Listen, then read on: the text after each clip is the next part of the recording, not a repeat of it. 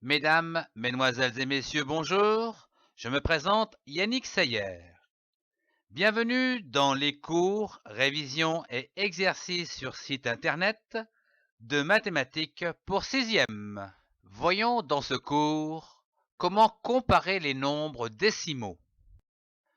Commençons par les notations, à savoir le symbole supérieur, inférieur et égal. Le symbole inférieur est utilisé en mathématiques pour comparer deux valeurs, A inférieur à B. Exemple, 2 est inférieur à 4 ou encore 2 est plus petit que 4. Le symbole supérieur est utilisé en mathématiques pour comparer deux valeurs, A plus grand que B. Exemple, 6 est supérieur à 4 ou encore 6 est plus grand que 4.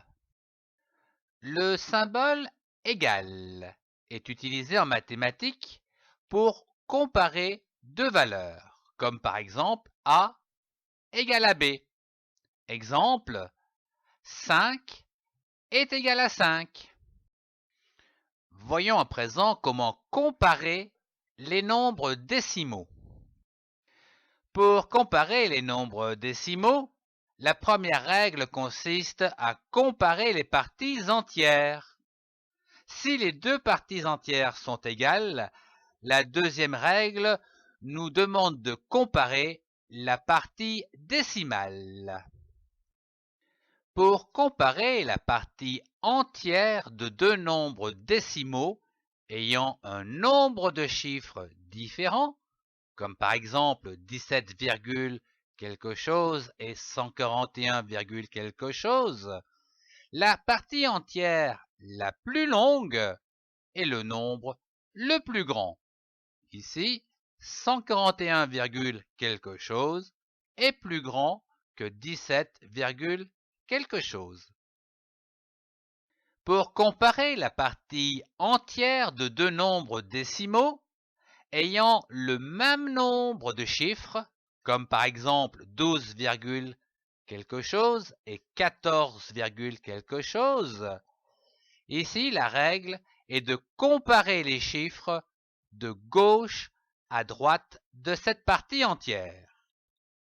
Nous constatons que une dizaine est égale à une dizaine et que 2 unités est inférieur à 4 unités.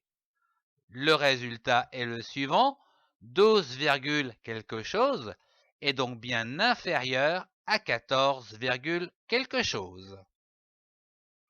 Pour comparer deux nombres décimaux ayant la même partie entière, comme par exemple 5, quelque chose et 5, quelque chose.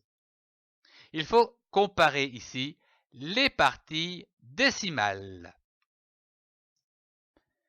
Pour comparer les parties décimales dans un nombre décimal, exemple 5,27 et 5,28, il faut comparer les dixièmes, puis les centièmes, les millièmes, etc.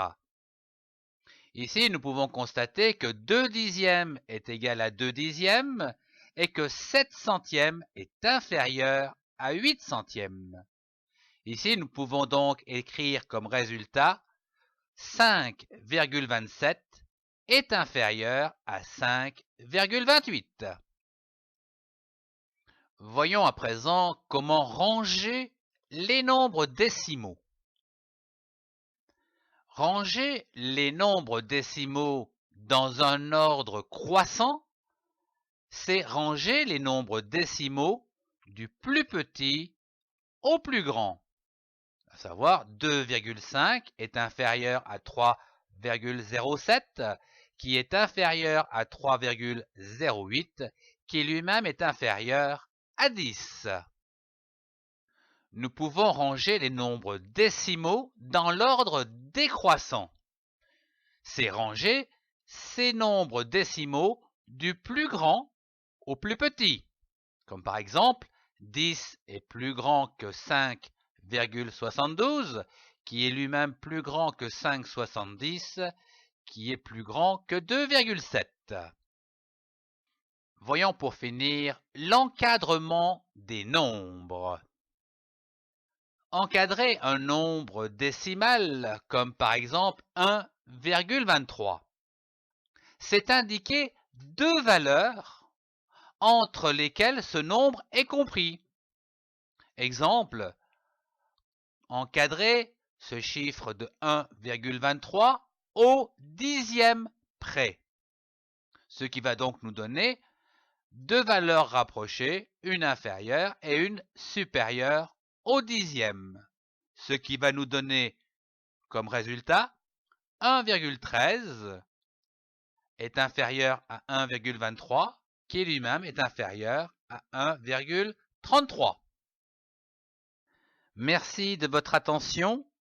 Je vous invite à présent à me rejoindre pour faire des exercices sur le site de soutien scolaire.